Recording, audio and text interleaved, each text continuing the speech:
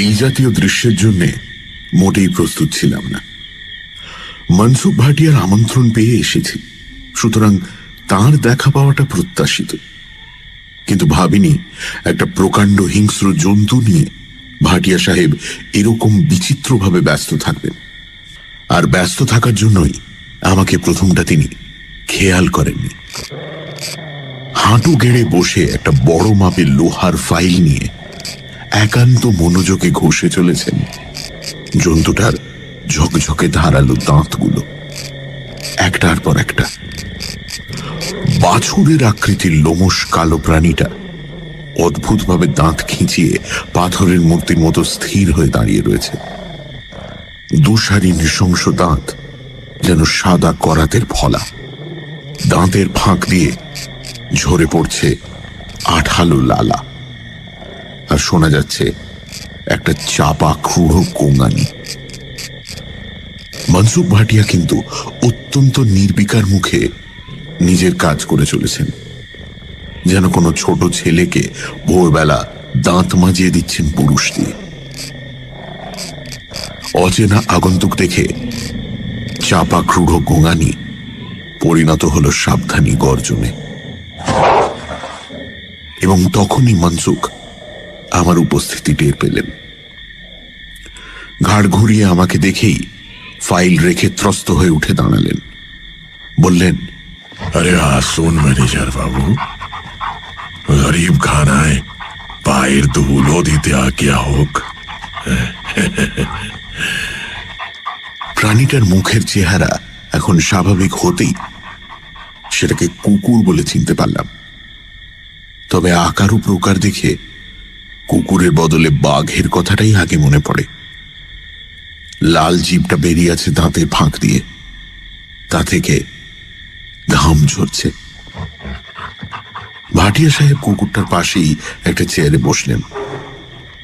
ডান হাতটা ঘোরাফেরা করতে লাগলো ওটা লোমশ কালো পিঠে।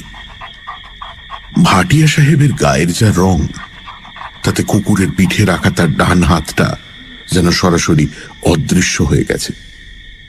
এই প্রবল শীতেও পরনে শুধুমাত্র ধোপদুরস্ত পাজামা ও পাঞ্জাবি। গা থেকে ভুর ভুর করে বিদেশি সুবাস ভেসে আসছে। গলায় মোটা সোনার চেন আর একটা রং বেরঙের পুঁতির মালা। মালার লকেট হল বহুদিন ধরে শুকিয়ে রাখা একটা কালচে নখ, মানুষের নখ। আমি তার মুখোমুখি একটা চেয়ারে বসলাম। মনসুখ ভাটিয়ার গরিব খানায় কোনো আয়োজনেরই কমতি নেই। সামনের টেবিলে হুইস্কির খোলা বোতলও পেলাম। গ্লাসে পানীয়ের পরিমাণ প্রায় আধা আধি। ঘরের দেওয়ালে আধুনিক পদ্ধতিতে ডিস্টেম্পার করা। দরজা জানলায় রঙিন কাপড়ের পর্দা। মাথার উপর ঝুলছে অপ্রয়োজনীয় ঝাড় লণ্ঠন। অপ্রয়োজনীয় কারণ 25x25 ঘরে আরো অন্তত গোটা 3 উজ্জ্বল আলো রয়েছে। ঘরের মোজাইক করা চকচকে মেঝে সেই আলোর 50 ভাগ ফিরিয়ে দিচ্ছে প্রতিফলনের মাধ্যমে। তা ম্যানেজার বাবু, নয়া জায়গা কেমন লাগছে আপনার? হ্যাঁ, মনসুখ ভাটিয়ার এই প্রশ্নটি অত্যন্ত তাৎপর্যপূর্ণ, কারণ মাত্র কয়েক সপ্তাহ হল আমি স্থানীয় কোলিয়ারি অফিসে অ্যাসিস্ট্যান্ট ম্যানেজার হয়ে এসেছি। এর মধ্যেই জানতে পেরেছি মনসুখ ভাটিয়া হলেন কয়লার চোরা কারবারিদের চাই। এবং শেষতম কারণ, আজ রাতে তিনি আমাকে বাড়িতে নেমন্তন্ন করে ডেকে পাঠিয়েছেন। উদ্দেশ্য এখনো জানি না, তবে শিগগিরই হয়তো জানতে পারব। মুখে কৃত্রিম হাসি ফুটিয়ে বলে উঠলাম, জায়গা তো ভালোই লেগেছে, তবে কাজের চাপ খুব বেশি। ভাটিয়া সাহেব হাসলেন।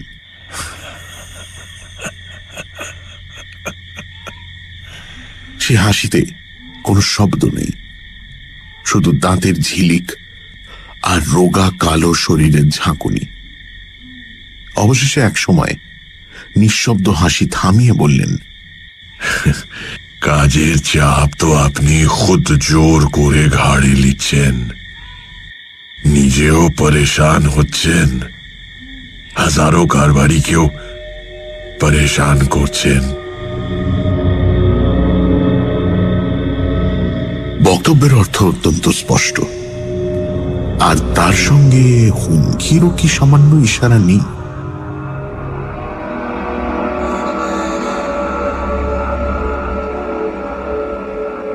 মোটামুটি ভাবে আমার কাজ হলো খনি থেকে তোলা কয়লা দিনের শেষে ওজন করে ট্রাকে চাপিয়ে হিসেব মতো বিভিন্ন গোডাউনে চালান দেওয়া। আমার মতো আরো অনেক অ্যাসিস্ট্যান্ট ম্যানেজার একই কাজে নিযুক্ত রয়েছেন। প্রথম দিন কাজ বুঝে নেওয়ার পর একজন ব্যাচেলর এএম নরেন সাহা আমার খুব অন্তরঙ্গ হয়ে পড়েছিল। তারপর ৩-৪ দিনের মধ্যেই সে যেন আমার বন্ধু হয়ে গেল। একদিন সন্ধ্যের পর সে আমাকে প্রায় জোর করে টেনে নিয়ে গিয়েছিল একটি দেহাতি ভাটিখানায়। আমাকে অনেক পীড়াপিড়ি করে ব্যর্থ হয়ে অবশেষে নিজেই তুলে নিয়েছিল দিশি মদের বোতল আর ভাঁড়। চুমুক লাগাতে লাগাতে নরেন সাহা অনেক কথাই বলেছে।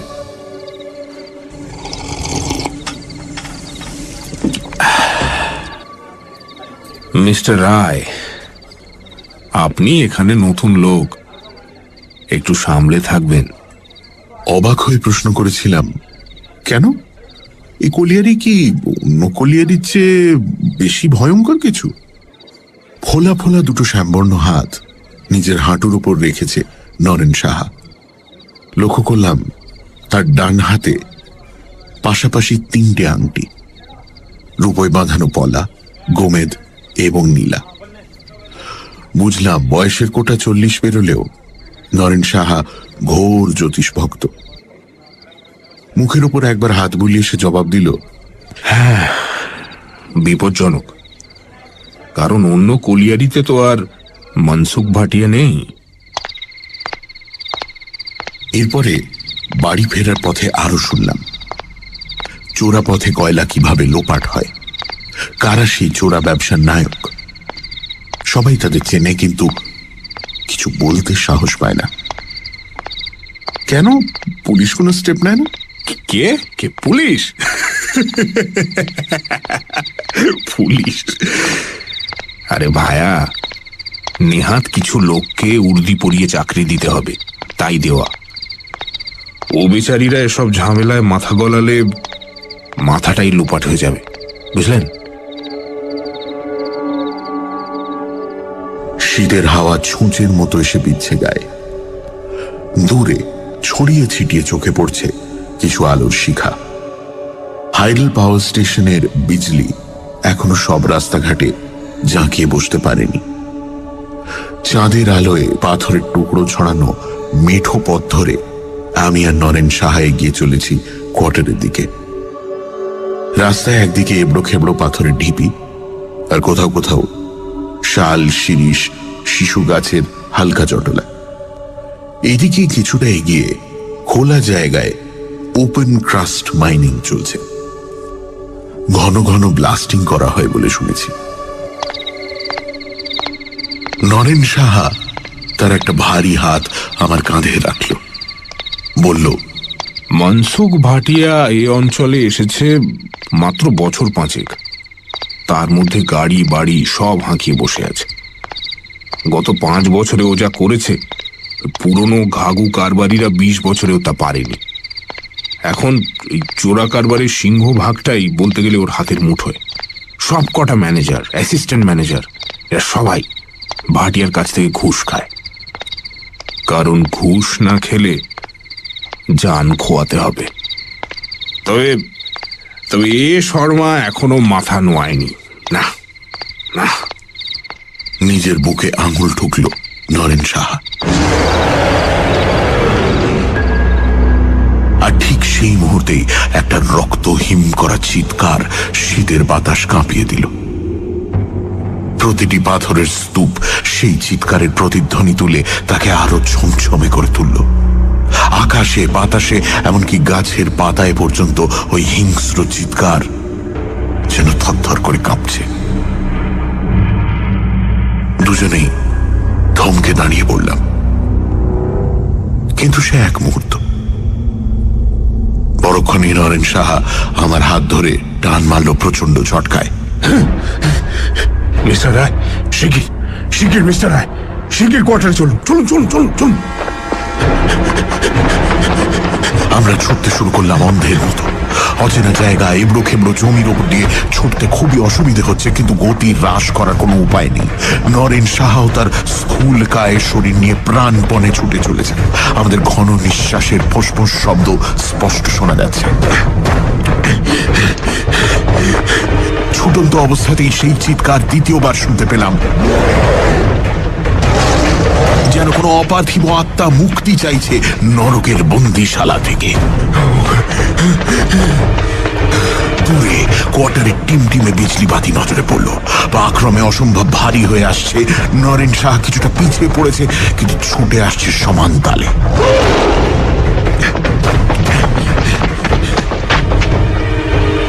প্রথমে নরেন শাহর কোয়ার্টার, ফলে তারই দরজায় এসে দুজনে হুমড়ি খেয়ে পড়লাম। কাঁপা হাতে দরজায় তালা খুলল নরেন শাহ। তারপর দুজনে ভেতরে ঢুকতেই দরজায় খিল এঁটে দিল। আমরা বিছানার উপর বসে হাঁপাতে লাগলাম।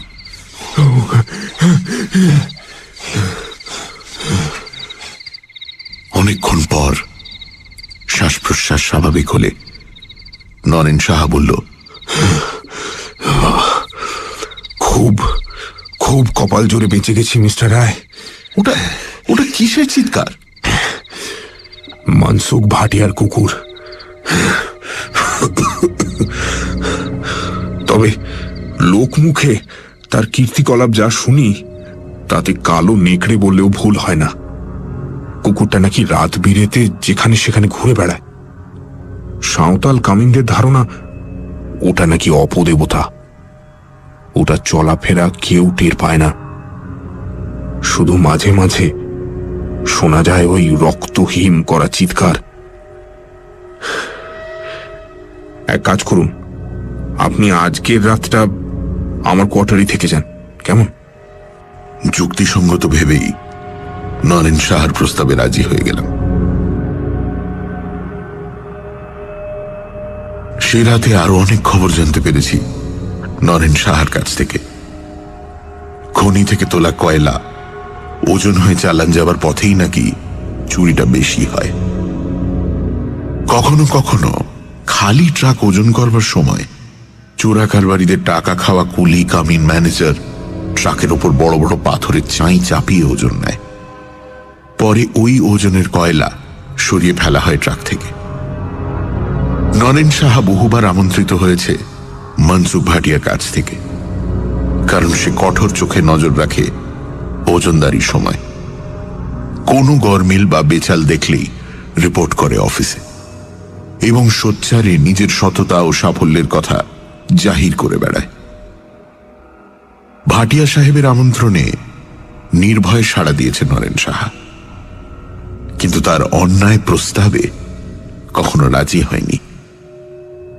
সেই কারণেই গত 5 বছর ধরে তার প্রমোশন বন্ধ হয়ে আছে। ভাটিয়া সাহেব ওপরওয়ালাদের মহলে কলকাঠি নেড়ে রেখেছেন, তবুও সে হার স্বীকার করেনি। ঘরের আলো জ্বেলেই আমরা কথাবার্তা বলছিলাম। রাত প্রায় 11টা হলেও আমাদের কারো চোখেই ঘুম নেই। আমি স্তব্ধ বিস্ময়ে কলিয়ারির রোমাঞ্চকর কাহিনী শুনছি, আর মনে মনে নরেন সাহার তারিফ করছি। সাহস আছে বটে লোকটার। ঈশ্বরের কাছে প্রার্থনা জানালাম নিজের আদর্শ বজায় রাখার মতো মনের জোর যেন আমার থাকে। এমন সময় হঠাৎ আলো নিভে গেল। বুঝলাম লোডশেডিং এই দূর জেলাতেও তার রাজত্ব বিস্তার করে ফেলেছে। পরিবেশের জমাট নিস্তব্ধতা নতুন করে আবার অনুভব করলাম। অন্ধকারের মধ্যেই নরেন সাহা বলে উঠল, অদ্ভুত ঘটনা তো প্রচুর ঘটে মিস্টার রায়। জানেন, 15 আগে একজন মাইনিং ইঞ্জিনিয়ার উধাও হয়ে গেছে, আপনি জানতেন না। আর মাস 2 আগে রোপওয়ে ছিঁড়ে পড়ে একজন চিফ অ্যাকাউন্টেন্ট মারা যায়। এখানে রোপওয়েতে করে কয়লা আনা নেওয়া করা হয়। মাথার উপর দিয়ে রোপওয়ে চলে। লোহার ক্যারেজগুলো খনি থেকে তোলা কয়লা বয়ে নিয়ে আসে ডাম্পিং গ্রাউন্ডে, আর ফেরার সময় নিয়ে আসে বালি। কয়লা খনি যেসব পিট বা টানেল থেকে কয়লা বার করে নেওয়া হয়ে গেছে, সেই বালি দিয়েই ওইসব পিটগুলো ভর্তি করে দেওয়া হয়, যাতে খনির ছাদ ধসে না পড়ে। রোপওয়ের ক্যারেজ ছিঁড়ে পড়াটা বেশ অস্বাভাবিক ঘটনা, তবে অস্বাভাবিক ঘটনাকেই তো দুর্ঘটনা বলে। নরেন সাহা গম্ভীর গলায় বলল, যদিও কোনো প্রমাণ আমার হাতে নেই, তবু বলবো এই ঘটনাগুলোর পেছনে মানুষের হাত আছে। কিছুক্ষণ চুপ করে থেকে নরেন সাহা আবার বলল, যদি সৎ পথে থেকে চলেন তাহলে মনসুখ ভাটিয়ার নেমন্তন্ন আপনিও পাবেন। তারপর যা ভালো বুঝবেন তাই করবেন। হঠাৎই অন্ধকারে একটা খস খস শব্দ কানে এলো। নরেন সাহার কোয়ার্টারকে ঘিরে শব্দটা যেন অত্যন্ত ধৈর্যশীল ভাবে ঘুরপাক খাচ্ছে। আমি ফিসফিস করে বললাম, ওটা কিসের শব্দ? জানি না, তবে রোজ রাতে শব্দটা আমি শুনতে পাই, সারা রাত ধরে। আর এটুকু জানি, এখন যদি আমি বাইরে বেরোই তাহলে আর ফিরে আসবো না। পরের দিন লোকে বলবে এম নরেন সাহা উধাও হয়ে গেছে। একটা থমথমে ভাব আমাদের ঘিরে ধরল। খস খস শব্দটা হয়ে চলেছে ক্রমাগত। আমি পরিস্থিতি হালকা করার জন্য বলে উঠলাম, আপনি উধাও হবেন না, আপনার হাতের পলা, গোমেদা, নীলা আপনাকে রক্ষা করবে। এই কথায় আমরা দুজনেই অন্ধকারে হেসে উঠলাম। এটা ভালো বলেছেন। তারপর কখন ঘুমিয়ে পড়েছি জানি না। কালো কুকুরটা চাপা গর্জনে বাস্তবে ফিরে এলাম। নরেন সাহার কথা মতো নেমন্তন্ন আমি পেয়েছি, আর উদ্দেশ্যটাও ক্রমে ক্রমে স্পষ্ট হচ্ছে। গলার স্বরকে যথাসম্ভব স্বাভাবিক রেখে বললাম, মিস্টার ভাটিয়া, নিজের পরেশানি তো বুঝতে পারছি, কিন্তু তাতে হাজার কারবারি কিভাবে পরেশান হচ্ছে সেটা তো ঠিক বুঝতে পারলাম না। কিছুক্ষণ নীরবতা। বোতলে তরল বিস্কি নেমে এলো গেলাসে। গেলাস পূর্ণ হল এবং মনসুখ ভাটিয়ার তৃষ্ণার্ত ঠোঁট তাকে এক চুমুকে নিঃশেষ করল।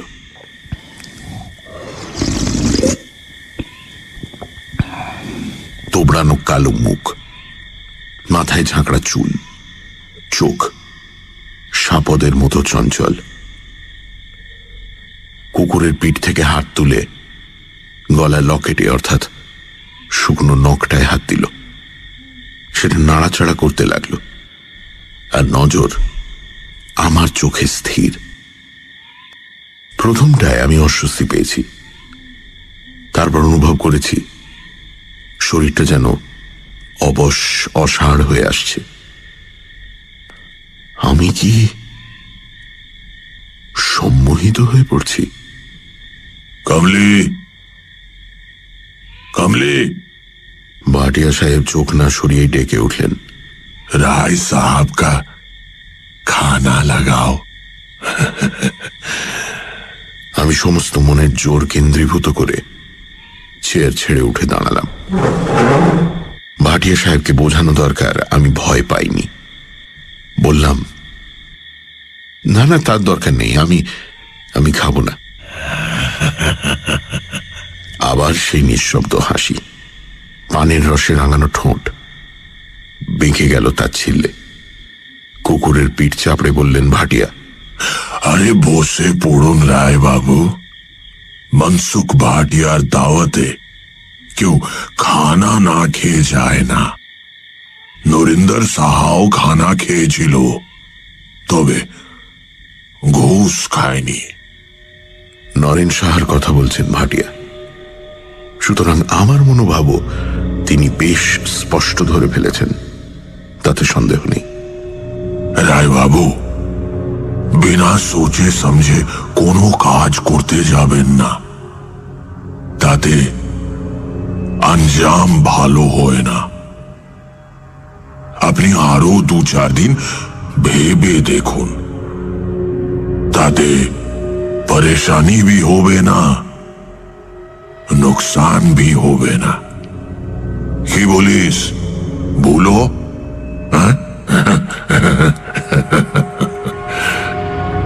শেষ কথাটা হিংস্র জন্তুটাকে লক্ষ্য করে।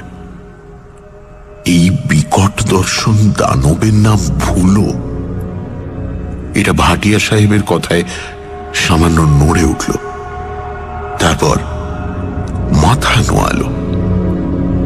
তখনই অবাক হলাম, কুকুরটার ডান কানে ফুটো করে লাগানো রয়েছে এক জোড়া সোনার মাকড়ি। একই দৃশ্য, ডান কানে এক জোড়া সোনার মাকড়ি। এ কি অদ্ভুত শখ!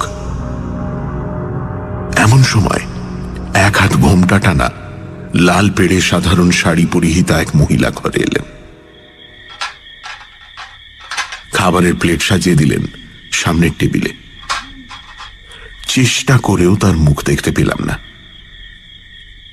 এরই নাম কমলি, এর সঙ্গে ভাটিয়ার কি সম্পর্ক?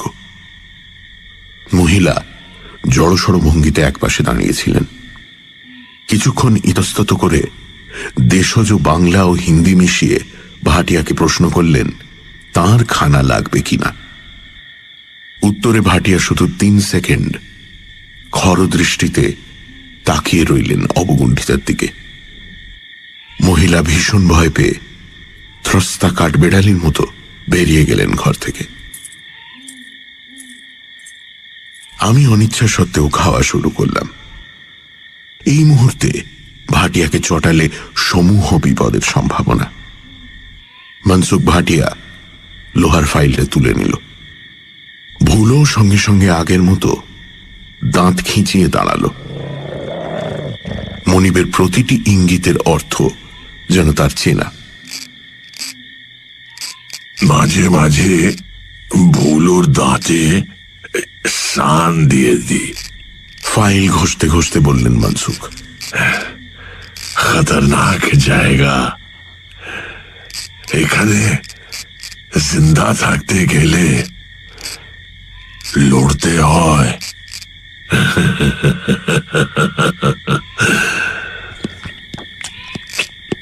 আমি খেয়ে চলেছি এবং আর চোখে দুটি প্রাণীকে লক্ষ্য করছি। ভুলোর চোখ ধক ধক করে জ্বলছে। হঠাৎই অন্দরের একটা জানলার দিকে আমার নজর গেল। রঙিন পর্দা সামান্য সরিয়ে জানলায় উকি মারছেন কমলি নামের সেই মহিলা। চুপি চুপি ইশারা করে কিছু যেন একটা বলতে চাইছেন আমাকে।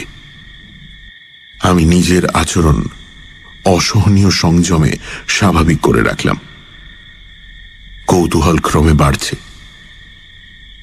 মহিলা কি কোনো বিপদের ইঙ্গিত দিচ্ছেন আমাকে? এমন সময় হাতের কাজ শেষ করে উঠে দাঁড়ালেন ভাটিয়া। বললেন, আপনি বসেন, আমি একটু আসছি। তারপর কুকুর সমেত অন্দরের দিকে রওনা হলেন। জানলার অস্পষ্ট মুখটা চকিতে সরে গেল। কোথাও পেন্ডুলাম ঘড়িতে রাত 8টার সংকেত বাজল। অর্থাৎ কলিয়ারি এলাকায় এটা গভীর রাত। চটপট খাওয়া শেষ করে উঠে দাঁড়ালাম। এমন সময় বিদ্যুৎ ঝলকের মতো ঘরে ঢুকলেন কমলি। কাপ প্লেট গ্লাস সব গুছিয়ে নিতে নিতে চাপা গলায় বলে উঠলেন, এখান থেকে পালা বাবুজি, নইলে জিন তোকে শেষ করে দিবে। কথাটা বলেই মহিলা যেন ছিটকে বেরিয়ে গেলেন, কিন্তু তার ফাঁকে ঘোমটা সরে গিয়ে এক বিভৎস দৃশ্য আমার চোখের সামনে প্রকাশ পেল। কমলির মুখের বাঁ দিকটা, গাল, গলা, কাঁধ পুরনো ক্ষতের দাগে ভরা, মোটা সাদা সাদা নৃশংস দাগ। মাংসপেশিগুলো সেখানে কুঁচকে ভাঁজ হয়ে গেছে। এ কি কোনো অগ্নিকাণ্ডের ফল?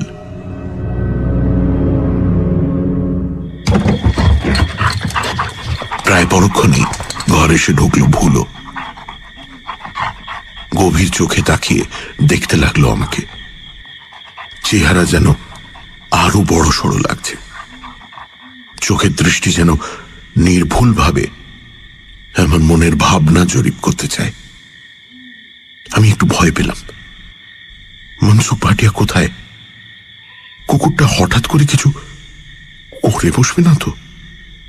ভাবছি ভাটিয়া ঘরে এলেই তার কাছ থেকে বিদায় নিয়ে রওনা দেব। এমন সময় অপ্রত্যাশিতভাবে লোডশেডিং হয়ে গেল। সঙ্গে সঙ্গে একটা জান্তব গন্ধ ধাক্কা মারল আমার নাকে। একটা খসখস শব্দ শুনতে পেলাম। ঘন অন্ধকারের ভেতর শত খোঁজাখুঁজি করেও ভোলোর জ্বলন্ত চোখ দুটোর কোনো হদিশ পেলাম না। অথচ ওর উপস্থিতি আমি টের পাচ্ছি। এটা অজানা আতঙ্কে আমার শরীর কাঁপতে লাগলো। মনে পড়ে গেল সেই ভয়ঙ্কর চাঁদনি রাতের চিৎকারের কথা। রায় সাহেব, ভয় পেলেন নাকি? মনসুখ ভাটিয়া কখন ঘরে এসেছে কে জানে। কি করে আমার মনের কথা টের পেলেন তাও জানি না। অন্ধকারে আমি সম্পূর্ণ অন্ধ হয়ে গেছি। কোনো ডর নেই। আপনি বাড়ি চলে যান, আর আমার কথাটা একটু ভেবে দেখবেন। মনসুখ ভাটিয়ার স্বর কেমন জড়ানো, অস্পষ্ট হয়ে গেছে। হয়তো নেশার ফলেই। আমি সদর দরজার অবয়ব আবছা দেখতে পাচ্ছিলাম। সেদিকে পা বাড়ালাম ইতস্তত করে।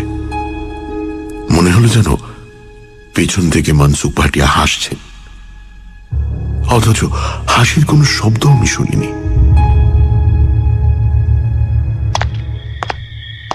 কোয়ার্টারে ফেরার পথে বার দুয়েক সেই রক্ত জমাট করার চিৎকার শুনেছি।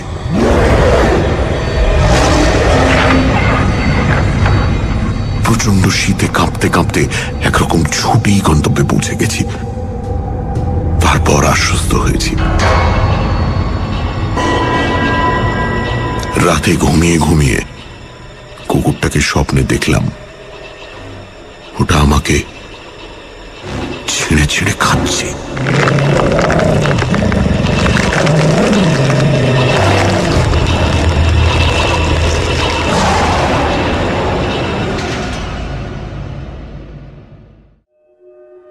পরদিন সকালে রাস্তায় বেরিয়েই দুঃসংবাদটা শুনতে পেলাম। এম নরেন সাহাকে কোথাও পাওয়া যাচ্ছে না। আমার মনটা কুডাক ডেকে উঠল। নরেন সাহাকে বোধ হয় আর কোনোদিনও খুঁজে পাওয়া যাবে না। কিছুটা এগিয়ে এক তেরাস্তার মোড়ে দেখি জনা কয়েক সাঁওতাল দাঁড়িয়ে আছে। সঙ্গে লাল কাপড়, লাল ফতুয়া পরা একটা লোক। মাথায় লাল ফেট্টি বাঁধা, মুখে দাড়ি গোঁফের জঙ্গল, কানে ইয়া দুটো মাকড়ি, গলায় জড়িবুটির মালা, কপালে সিঁদুর মাখা। বিড়বিড় করে সে কি সব মন্ত্র পড়ছে। সাঁওতাল কজন একটু দূরে দাঁড়িয়ে ভক্তি ভরে তার কার্যকলাপ লক্ষ্য করছে।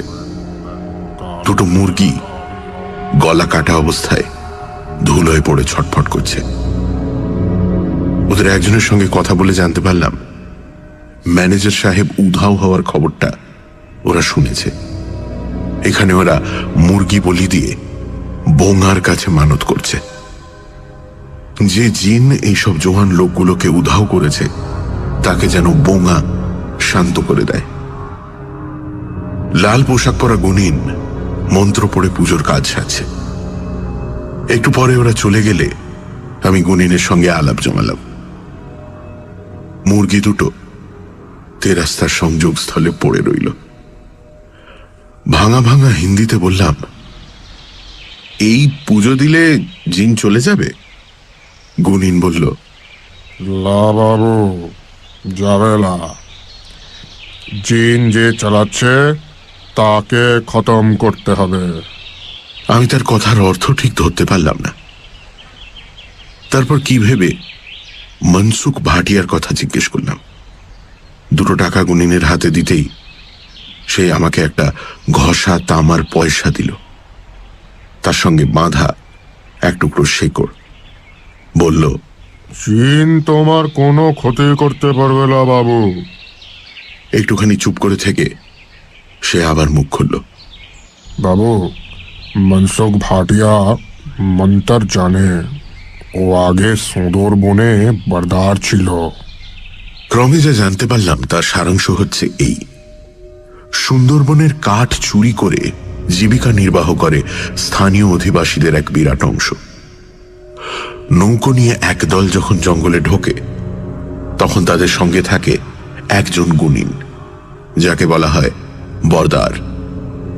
সেই কাঠ কাটার এলাকা ঘিরে বান মেরে দেয়, যাতে কোনো জন্তু জানোয়ার সেই গণ্ডি দেওয়া এলাকায় ঢুকতে না পারে। ফলে চোরা কাঠুরিয়াদের হিংস্র জন্তুর হাতে প্রাণ হারাবার ভয় থাকে না। এর বিনিময়ে বরদারকে তারা চোরাই কাঠের ভাগ দেয়। মনসুখ ভাটিয়া সেখানে আরেকজন বরদারকে খুন করে পালিয়ে আসে। আমার মনে পড়ল ভাটিয়ার গলায় ঝোলানো শুকনো কালো নোকটার কথা। ওর আসল নাম কেউ জানে না। কি করে এখানে এসে পড়ল তাও খুব স্পষ্ট নয়। বড়লোক হওয়ার আগে ও নাকি এখানে স্থানীয় আদিবাসীদের জড়িবুটির ওষুধ দিত। ওকে গুণিন বলেই সবাই মানত। ফলে এখনো আদিবাসীরা ওর আদেশে নড়চড় করতে ভয় পায়। তবে আমার কোনো ভয় নেই। ওই তামার পয়সাও সে করি আমাকে রক্ষা করবে। জিনের গায়েও 2 ছুঁড়ে মারলেই সে নাকি নিশ্চিহ্ন হয়ে যাবে তৎক্ষণাৎ। মনসুখ ভাটিয়া সম্পর্কে এইসব রোমাঞ্চকর তথ্য শুনে বেশ অবাকই হলাম। বাড়ির দিকে ফিরতে ফিরতে 2-4টে চেনা মুখের সঙ্গে দেখা হলো। তারা জানালো পুলিশ নরেন সাহার খোঁজ খবর করছে। কোয়ার্টারে ফিরে অল্প সময়ের মধ্যে তৈরি হয়ে অফিসে বেরিয়ে পড়লাম। বুঝলাম ভাটিয়া সাহেবের কথায় রাজি না হলে আমার অবস্থাও হবে নরেন সাহার মতো। এইরকম আনমনা হয়ে হাঁটতে হাঁটতে এগিয়ে চলেছি, হঠাৎই একটা চেনা শাড়ি ও ঘোমটা আমার নজরে পড়ল। অফিসে যেতে হলে শনি মঙ্গলের হাট পেরিয়ে যেতে হয়। আজ মঙ্গলবার, হাট বসেছে। সে হাটেই এক তরকারিওয়ালার কাছ থেকে কি যেন কিনছেন গত রাতে সেই মহিলা, কমলি। মনসুখ ভাটিয়া সম্পর্কে যত তথ্য জানা সম্ভব সবই আমাকে জানতে হবে, নইলে তার মোকাবিলা আমি করতে পারবো না। সুতরাং চারপাশে একবার নজর চালিয়ে সোজা গিয়ে দাঁড়ালাম কমলির পাশে। ষষ্ঠ ইন্দ্রিয়ের সাহায্যে উনি যেন আমার উপস্থিতি টের পেলেন। তরকারির দাম মিটিয়ে হন হন করে এগিয়ে চললেন রাস্তার একটি অপেক্ষাকৃত নির্জন অংশের দিকে। 2 ঝুপসি অসৎ গাছের আড়ালে দাঁড়িয়ে উনি চাপা গলায় জিজ্ঞেস করলেন, তুই কি চাস বাবু? মনসুখ ভাটিয়া আপনার কে হয়? মারাত। উত্তর শুনে আমি চমকে উঠলাম। ইনি মনসুখ ভাটিয়ার স্ত্রী, অথচ বেশবাস অত্যন্ত সাধারণ। হঠাৎ দেখলে কেউ ভাটিয়ার ঝি ভেবে ভুল করবে। চিন্তা করে দেখলাম চটপট খবর আদায় করতে গেলে নরেন সাহার প্রসঙ্গ তোলা দরকার। সুতরাং সেই কথাই তাকে জিজ্ঞেস করলাম। এক হাত ঘোমটার আড়ালে কমলি ভাটিয়া চমকে উঠলেন, মুখে কাপড় চাপা দিয়ে চুপ করে রইলেন কিছুক্ষণ। তারপর বললেন, এমন কিছু একটা যে হবে সে মালুম ছিল। কাল রাতে ভুলোর দাঁতে ধার দেওয়ার বহর দেখে বুঝেছি। তবে তবে আমি তোর জন্য ভয় পেয়েছি বাবু। আমি তখন বললাম যে আমারও প্রাণ সংশয়। এ ধরনের ভয়াবহ ঘটনার প্রতিকার করা দরকার। আমি তার সাহায্য চাই। তারপর সাঁওতাল গুনিনের কাছে তার স্বামী সম্পর্কে যেসব কথা শুনেছি সমস্ত খুলে বললাম। নরেন সাহার নিখোঁজ সংবাদ ও আমার অনুনয়ে নরম হলেন মহিলা।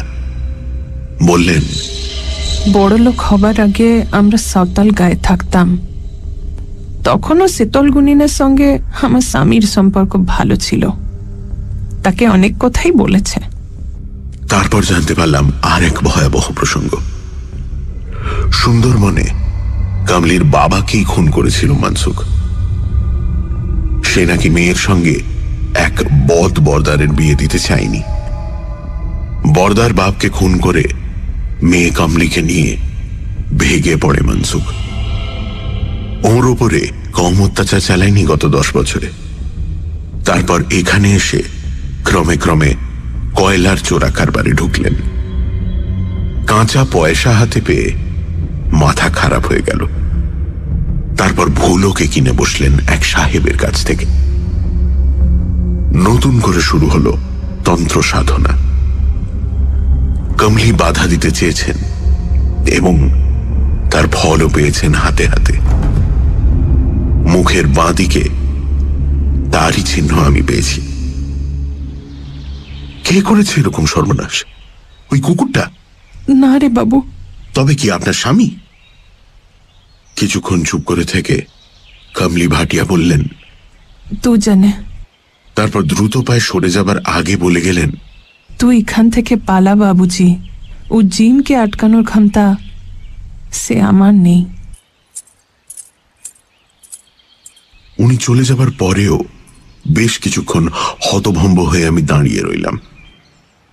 ওর জবাবের অর্থ কি? দুজনই? তার মানে? বেশ চিন্তাকুল অবস্থাতেই অফিসে পৌঁছলাম। লক্ষ্য করলাম নিখোঁজ নরেন সাহাকে নিয়ে কারণই যেন মাথা ব্যথা নেই।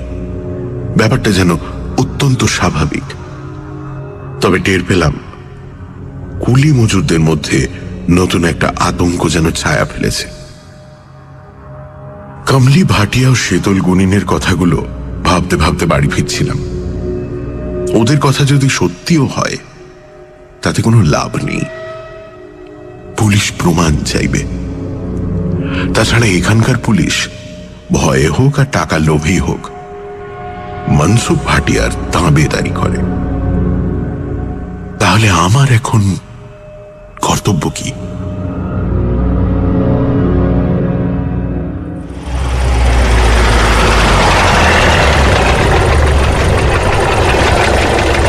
ভাবনায় ডুবেছিলাম বলেই কালো অ্যাম্বাসেডর গাড়িটাকে একেবারে খেয়াল করিনি। গাড়িতে স্টিয়ারিং এ বসে ভাটিয়া সাহেব, পোশাক গত রাতের মতোই, তবে দু চোখে কুটিল সন্দেহ। আমার গা ঘেঁষে গাড়িটা দাঁড় করিয়ে তিনি বলে উঠলেন, আসেন রায় বাবু, আসেন। একবার আমার ডেরায় যেতে হবে। একটা মজার জিনিস আপনাকে দেখাবো। হাত বাড়িয়ে গাড়ির দরজাটা খুলে দিলেন তিনি। আমার বুক দুরু দুরু করে উঠল। সূর্য ডুবে আঁধার নেমে এসেছে। কাঁচা সড়কের উপর দ্বিতীয় কোনো মানুষ নজরে পড়ছে না। জিনের ভয়ে সবাই বুঝি তাড়াতাড়ি আস্তানায় ফিরে গেছে। আসেন রায় সাহেব, আসেন, উঠে আসেন, আসেন। মনসুখের স্বর অধৈর্য হয়ে উঠেছে। পকেটে হাত দিয়ে শীতল গুনিনের রক্ষা কবচটা একবার অনুভব করলাম। তারপর উঠে বসলাম মনসুখ সাহেবের গাড়িতে। উনি গাড়ি ছুটিয়ে দিলেন।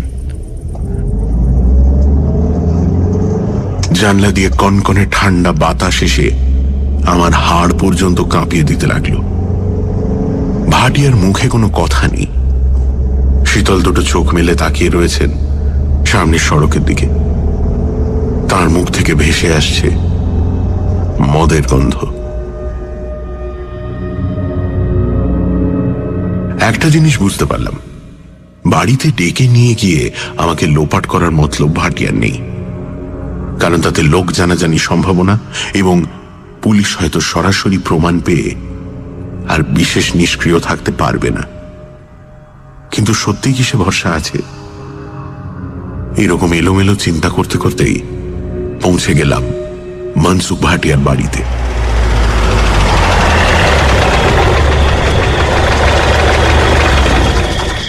বাড়ির সামনেটা অন্ধকার, শুধু চাঁদের আলো যেটুকু জোছনা বিছিয়েছে। পথের দুপাশে বাগান। গাড়ি থামিয়ে আমাকে সঙ্গে করে বাড়িতে ঢুকলেন মনসুখ। ঘড়িতে সময় প্রায় 6:30 গড়িয়ে এসেছে। গতকালের ঘরে এসে বসলাম। আজ বাতির বাহার সামান্য কম, কিন্তু তাতেও ভুলোকে আবিষ্কার করতে কোনো ভুল হলো না। একটা চেয়ারের পাশে বসে আমার দিকে তাকিয়ে আছে।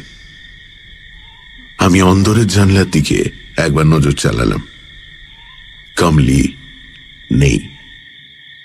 ভাটিয়া উঠে গিয়ে কোণের একটা টেবিলের তলা থেকে কালো মতো কি একটা জিনিস নিয়ে এলেন। ঠকাস করে আমার সামনে টেবিলের ওপর ফেলে দিয়ে বললেন, দেখেন তো রায় সাহেব, চিনতে পারেন কিনা? আরেকবার আমার মাথায় যেন বজ্রপাত হলো। ভাবনা, চিন্তা, বুদ্ধি সব ওলট পালট হয়ে গেল। এক তীক্ষ্ণ আর্তনাদ বেরিয়ে এলো আমার ঠোঁট চিরে। চোখ জোড়া কি ঠিকরে বেরিয়ে আসবে কোটর ছেড়ে? টেবিলের ওপর পড়ে রয়েছে একটা কাটা হাত। কালো রঙের আঙুলগুলো ফোলা ফোলা, আর 3টে আঙুলের পাশাপাশি 3টে পাথর বসানো আংটি। পলা, গোমেদ ও নীলা। জ্যোতিষশাস্ত্র নরেন সাহাকে বাঁচাতে পারেনি। আমার মুখে কোনো কথা নেই। মনসুখ ভাটিয়া হাতটা তুলে নিয়ে ভুলোর দিকে ছুঁড়ে দিলেন। কুকুরটা হিংস্র দাঁতের পাটি বের করে ঝাঁপিয়ে পড়ল হাতটার উপর। ওটাকে দাঁতে নখে ছিঁড়ে ছিঁড়ে খেতে লাগলো। কি বিভৎস সে দৃশ্য! ভুলো যখন কষ্ট করে নিয়ে এসেছে, তখন এই হাতটা ওরই পাওনা। কি বলেন রায় বাবু?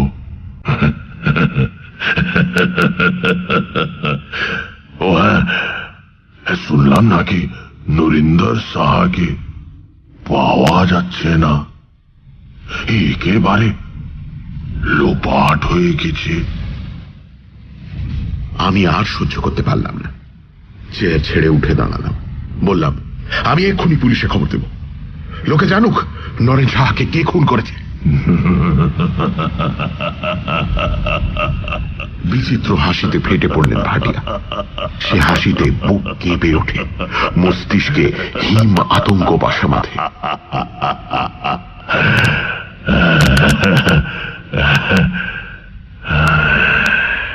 এক সময় স্বাভাবিক হয়ে তিনি কঠোর গলায় বললেন, আপনার কথায় কেউ বিশ্বাস করবে না রায় সাহেব, কারণ ততক্ষণে ভুলো এই হাত লোপাট করে দিবে।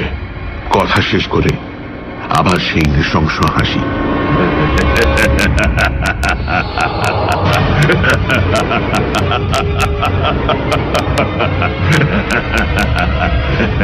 নিজেকে ঘোরতর বিপন্ন জেনেও আমি পাগলের মতো ক্ষিপ্ত হয়ে উঠলাম। চিৎকার করে বললাম, মনসুখ ভাটিয়া, তোমার সব খবর আমি জানি। তোমাকে আর আমি ভয় পাই না। তুমি সুন্দরবনের বর্দার ছিলে, সেখানে শ্বশুরকে খুন করেছো, তারপরে এখানে এসে চোরা কারবারে নেমেছো আর দরকার মতো মানুষ খুন করে বেড়াচ্ছ। শীতল গুনিন আমাকে সব বলেছে, কমলি ভাটিয়ার কাছেও সব কথা আমি শুনেছি। দাঁড়াও, তোমার হিসেব আমি শেষ করছি। ঘরের মধ্যে যেন ভূমিকম্প হয়ে গেল, বয়ে গেল অসম শক্তিশালী সাইক্লোন। সবকিছু যেন দুরন্ত গতিতে ওলট পালট হয়ে যাচ্ছে। এক অদ্ভুত গর্জন করে উঠল মনসুখ ভাটিয়া। সালি বদতমিজ औरत। নরেন শাহর হাতটা আংটি সমেত শেষ করে ফেলেছে ভুলো। উঠে দাঁড়িয়ে সেও একটা চাপা গর্জন করে উঠল। তার চোখ ধক ধক করে জ্বলছে। আমাকে অবাক করে এক লাফে অন্দরের দিকে চলে গেলেন মনসুখ। বিদ্যুৎ ঝলকের মতো ভুলো তার পিছু নিল। ঘরে আমি একা দাঁড়িয়ে রইলাম, কিংকর্তব্য বিমূঢ়। ছুটে পালাবো কিনা সেটাও ঠিক বুঝতে পারছি না। এমন সময় ঝড়ের গতিতে ঘরে ঢুকলেন কমলি। প্রায় কান্না ভাঙা স্বরে বললেন, বাবু ভাগ যা বাবু, ইহা সে তুম ভাগ যা বাবু, ভাগ যা বাবু। পাশের কোনো একটা ঘর থেকে বিচিত্র সুরে শব্দোচ্চারণের বিচিত্র ধ্বনি আমার কানে আসছে। সঙ্গে সঙ্গে একটা হিংস্র গর্জন।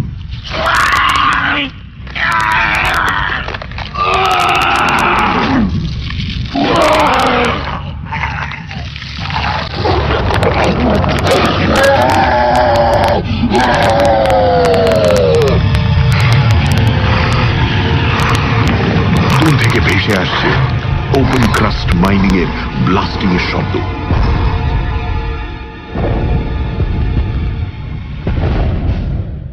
কমলি ঝটিতে উধাও হয়ে গেল ঘর থেকে।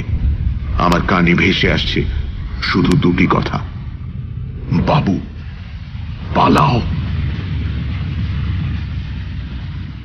হঠাৎই ঘরের দরজায় এসে দাঁড়ালো ভুলো। সে একা, কিন্তু এ কোন ভুলো? আকার এসে প্রায় 1.5 গুণ বড় হয়ে গেছে। চোখের মণিতে জ্বলন্ত ভাবটা নেই, মুখের অভিব্যক্তিতে এক আশ্চর্য ক্রূর হিংসার ছাপ। তার কান দুটো নড়ছে, আর সেই সঙ্গে সোনার মাকড়ি জোড়াও। এমন সময় ঘরের সমস্ত আলো নিভে গেল। লোডশেডিং। আমি মুহূর্তের মধ্যে সদর দরজা লক্ষ্য করে ছুটতে শুরু করলাম। পেছন থেকে ভেসে এলো রক্ত বরফ করে দেওয়া এক চিৎকার। সে চিৎকারে প্রতিশোধের আগুন ও উল্লাস যেন ঠিকরে বেরোচ্ছে। আমি প্রাণপণে ছুটে চলেছি। পলকে বাগান পেরিয়ে সড়কে পা দিলাম। রাস্তা খাঁ খাঁ করছে, চতুর্দিকে অন্ধকার। শুধু চাঁদের ফ্যাকাশে আলো দিক নির্ণয়ের একমাত্র সম্বল। আমি ঊর্ধ্বশ্বাসে ছুটতে লাগলাম। পেছনে ফিরে দেখার সাহস ছিল না। শুধু কানে আসছিল ব্লাস্টিং এর শব্দ আর ভয়াবহ জন্তুটার অলৌকিক চিৎকার। বেশ কিছুটা পথ ছুটে শরীর ক্লান্ত হয়ে এলো। কোর্টের এখনো অনেক দূরে। বুঝতে পারছি আমি অসম প্রতিযোগিতায় নাম লিখিয়েছি। ভারী পায়ে ছুটতে ছুটতে এক সময় পেছনে ফিরে তাকালাম এবং যে দৃশ্য দেখলাম তা বোধহয় কোনোদিন ভোলার নয়। ভয়ঙ্কর দানবটা মানুষের মতো শুধুমাত্র পেছনের দুপায়ে ভর দিয়ে ছুটে আসছে অবিশ্বাস্য গতিতে।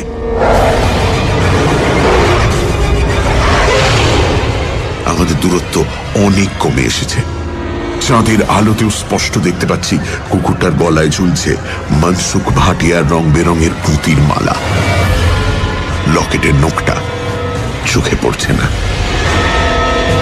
আমার পা দুটো পাথরের স্তম্ভের মতো বসে গেল রাস্তার উপরে। নড়বার এতটুকু ক্ষমতা আমার নেই। প্রচন্ড কনকনে বাতাস আমি আর অনুভব করতে পারছি না। অদূরে পাথরের ছোট বড় ঢিপি আমারই মতো নিশ্চল। শুধু কতগুলো ঝাঁকড়া গাছের মাথা এপাশ ওপাশে দুলছে। পৈশাচিক হাসিতে খলখল করে ফেটে পড়ল অতিকায় কালো জন্তুটা। আমার মাথার ভেতর সবকিছু যেন গোলমাল হয়ে গেল। আমি কি সম্মোহিত হয়ে পড়ছি? আর সবাই কি এরকম পরিস্থিতিতে পড়ি রাতারাতি নিরুদ্দেশ হয়ে গেছে? আমার মনে পড়ল নরেন সাহার কথা, কমলি ভাটিয়ার কথা, শীতল গুনিনের কথা। জিন তোমার কোনো ক্ষতি করতে পারবে না বাবু। একই সঙ্গে পকেটের তামার পয়সা ও শেকড়ের টুকরোটা হাতে ঠেকল। আতঙ্ক নৃশংসতার সমুদ্রে ডুবে যেতে যেতে আমি ওই তুচ্ছ বস্তু দুটোকেই আঁকড়ে ধরলাম। বিশ্বাস অবিশ্বাস, যুক্তি অযুক্তি সবই এখন তালগোল পাকিয়ে যাচ্ছে। ভয়ঙ্কর পিশাচটা খুব কাছে এসে পড়েছে। নাকে আসছে একটা জান্তব দুর্গন্ধ ও সেই সঙ্গে কড়া মদের গন্ধ। আমি আর দেরি না করে আমার পয়সা ও শেকড়টা ছুঁড়ে মারলাম অতিকায় কুকুরটার গায়ে, এবং তৎক্ষণাৎই ঘটে গেল এক অলৌকিক ঘটনা। কুকুরটা দপ করে আগুনে জ্বলে উঠল। লকে সবুজ আগুন দুপায়ে ভর করে ধেয়ে আসছিল, এখন সশব্দে পড়ে গেল কঠিন সড়কের ওপর।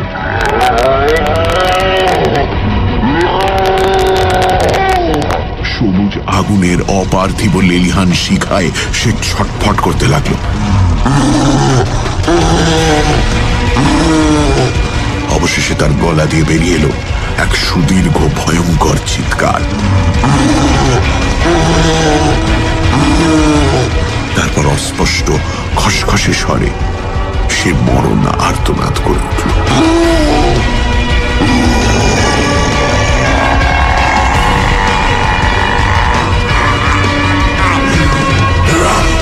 এই যে মনসুখ ভাটিয়ারই বিকৃত কণ্ঠস্বর। আমি আবার ছুটতে শুরু করলাম পাগলের মতো। এই শীতেও আমার শরীর ঘামছে। পেছন থেকে ভেসে আসছে চাপা অস্ফুট বোমানি। আগুনের সবুজ শিখা যেন হাজারো জীব দিয়ে কালো দানবটাকে চেটে পুটে শেষ করছে। আমি যথাসম্ভব গতি বাড়িয়ে দিলাম।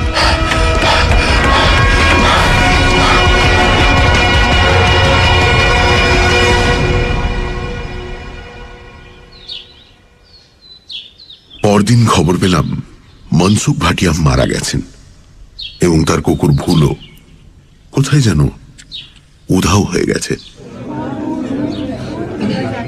কমলি ভাটিয়ার কথা মনে করি তাদের বাড়িতে গেলাম।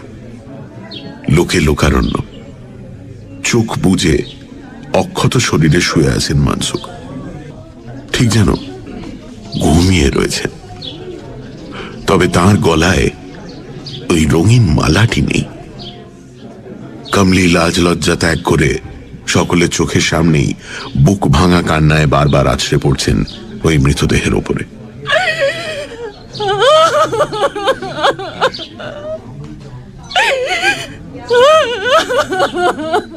জটলার মধ্যে হঠাৎ শীতল গুনিনকে দেখতে পেয়ে তাকে একপাশে রেখে নিলাম। গত রাতের সমস্ত ঘটনা খুলে বললাম। তারপর রক্ষা কবচের জন্য ধন্যবাদ জানিয়ে 5 টাকা দিয়ে দিলাম তার হাতে। সে বলল, বাবু, মনসুখ শরীর চালান জানত। নিজের জানকে ঢুকিয়ে দিত কুকুরের ভেতর। তখন সে কুকুরের চোখ দিয়ে দেখত আর বুড়া কাম করত। ওই রঙিন মালা ও ছিল ওর মন্ত্রের মালা। কোয়ার্টারে ফেরার পথে মনসুখ ভাটিয়ার কথাই ভাবছিলাম। সোনার মাকড়ি দুটো কি ওর সঙ্গে কুকুরের শরীরের যোগসূত্র রক্ষা করত? শরীর চালান করার পর কুকুরটা আয়তনে বেড়ে ওঠার কারণ বোধহয় জন্তুটার শরীরে তখন 2 আত্মা বাসা বাঁধত, আর মনসুখের অসাড় দেহ পড়ে থাকত বাড়িতে। কুকুরটা তখন মানুষের আচার আচরণ, বুদ্ধি ও জান্তব হিংস্রতা 2 মিলিয়েই রাতের আঁধারে শত্রু নিধন করত। তবে কাল রাতের ঘটনা বাস্তব বলে এখন আর বিশ্বাস হতে চায় না।